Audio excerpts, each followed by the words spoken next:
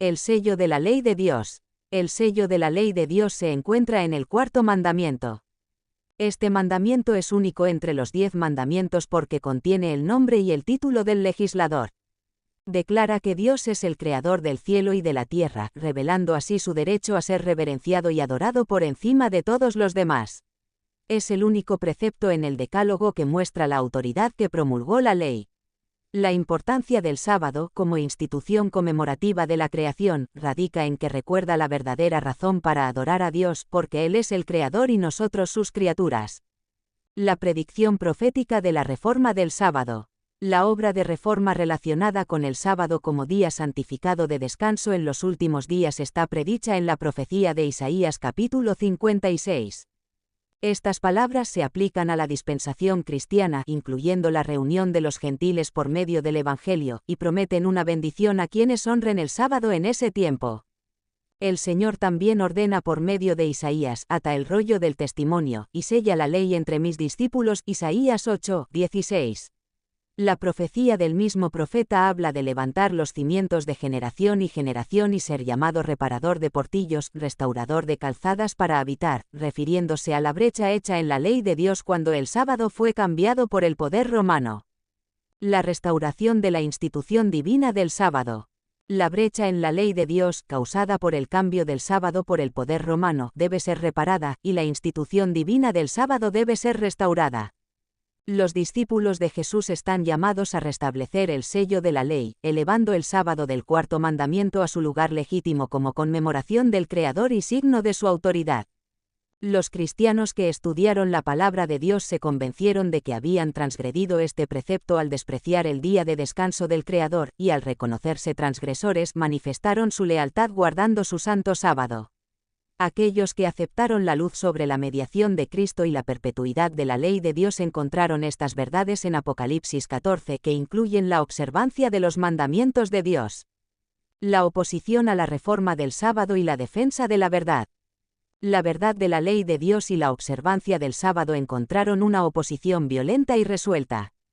La gente arguía desde un punto de vista mundano que siempre habían guardado el domingo, que sus padres lo habían hecho, y que muchos hombres piadosos habían muerto observándolo, y que el cambio los haría discrepar con el mundo.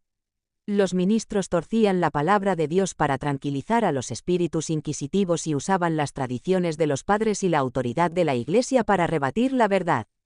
Sin embargo, humildes cristianos, armados solo con la palabra de verdad, resistieron los ataques de hombres de saber, demostrando la ineficacia de sus sofismas ante los argumentos sencillos y contundentes de las Escrituras. Los reformadores sostenían el principio de la autoridad infalible de las Santas Escrituras como única regla de fe y práctica, negando a papas, concilios, padres y reyes todo derecho a dominar las conciencias en asuntos religiosos.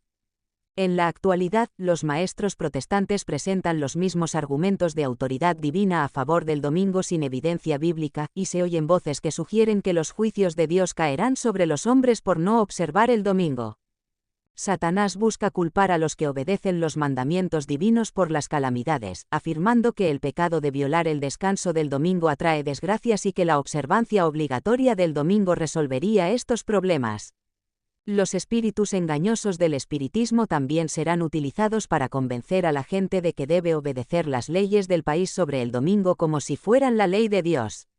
A medida que las iglesias protestantes rechacen los argumentos bíblicos claros, intentarán silenciar a quienes no pueden refutar con la Biblia, uniendo a la Iglesia y al Estado para imponer el domingo mediante soborno, persuasión o fuerza. La persecución y el sacrificio por la verdad. Jesús predijo que sus discípulos recorrerían la misma senda de humillación y sufrimiento que él.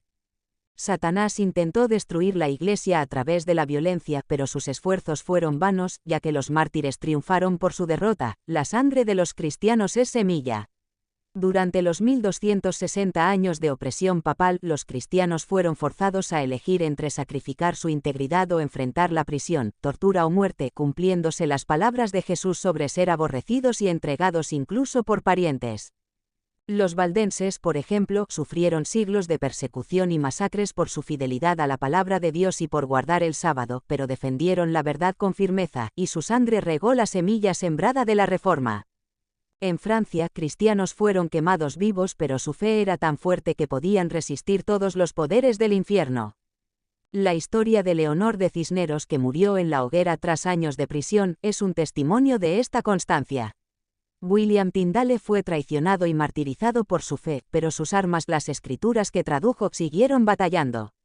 En el siglo XVI, Latimer, al ser quemado, dijo a su compañero de martirio: «Ten buen ánimo, que en este día encenderemos una luz tal en Inglaterra, que, confío en la gracia de Dios, jamás se apagará». En el contexto del movimiento adventista, muchos fueron excluidos de sus iglesias por su fe en la venida de Cristo, pero el Señor les aseguró que aquellos que los aborrecían serían confundidos.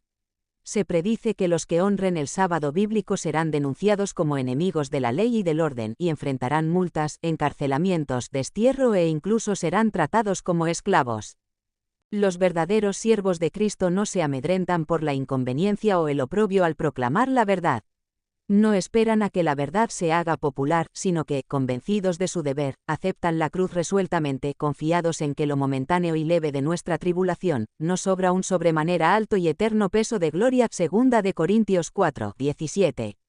Consideran por mayores riquezas el vituperio de Cristo que los tesoros de los egipcios. Hebreos 11, 26. Lutero, enfrentando amenazas de muerte, declaró: «Soy como Jeremías, el hombre de las disputas y de las discordias. Pero cuanto más aumentan sus amenazas, más acrecientan mi alegría». El que quiere propagar la palabra de Cristo en el mundo debe esperar la muerte a cada instante. También afirmó que no se separaría de la palabra divina por temor a los peligros, sino que daría su cuerpo, sangre y vida. Los príncipes reformados en Augsburgo estaban dispuestos a sacrificar sus posesiones, títulos y vidas antes que comprometer la verdad del Evangelio. Lutero enfatizó que la única arma era la espada del Espíritu y que preferirían morir 10 veces antes de que el Evangelio causara derramamiento de sangre. Cuando la tempestad de oposición y vituperio estalla, los siervos de Dios pueden sentirse perplejos, pero su conciencia y la palabra de Dios les dan la seguridad de estar en lo justo. Su fe y valor aumentan con el peligro y testifican: «No nos atrevemos a alterar la palabra de Dios. El Señor a quien servimos puede librarnos». Cristo venció los poderes del mundo, y nos atemorizaría un mundo ya vencido. A lo largo de la historia de la Iglesia, hombres de Dios han pasado por pruebas similares, y su fidelidad ha sido registrada para inspirar valor a las generaciones futuras.